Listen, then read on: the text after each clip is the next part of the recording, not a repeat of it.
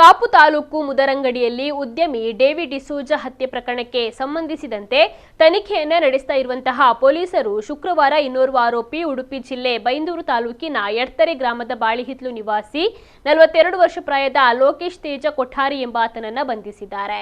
ಈತನ ಬಂಧನದ ಮೂಲಕ ಬಂಧಿತರ ಸಂಖ್ಯೆ 9ಕ್ಕೆ ಏರಿಕೆಯಾಗಿದೆ.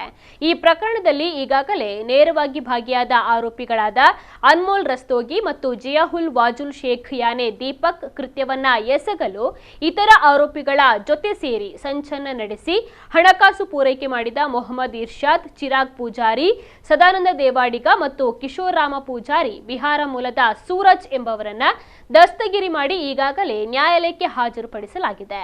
ಆರೋಪಿ ಲೋಕೇಶ್ ತೇಜ ಕೊಠಾರಿ ಈ ಮೊದಲು ಮುಂಬೈಯಲ್ಲಿ ಕೆಲಸವನ್ನ ಮಾಡಿಕೊಂಡಿದ್ದು, ಆಗ ಅಲ್ಲಿ ಈ ಪ್ರಕರಣದ ಆರೋಪಿ ಕಿಶೋರ್ ರಾಮ ಪೂಜಾರಿ ಪರಿಚಯವಾಗಿ ಸ್ನೇಹಿತರಾಗಿದ್ದರು. ಕೃತ್ಯ ಸಮಯ ನೇರವಾಗಿ ಭಾಗಿಯಾದ ಆರೋಪಿಗಳಾದ ಅನ್ಮೋಲ್ ರಸ್ತೋಗಿ ಮತ್ತು ರಾಜು ಅವರಿಗೆ ಬೈಕ್ ಅನ್ನು ಒದಗಿಸಿ ಇತರ ಆರೋಪಿಗಳೊಂದಿಗೆ ಸೇರಿ ಕೊಲೆಯನ್ನ ನಡೆಸಲು ಅಪರಾಧಿಕ ಒಳಸಂಚನ್ನ ರೂಪಿಸಿ ಕೃತ್ಯದಲ್ಲಿ ಭಾಗಿಯಾಗಿದ್ದಾನೆ.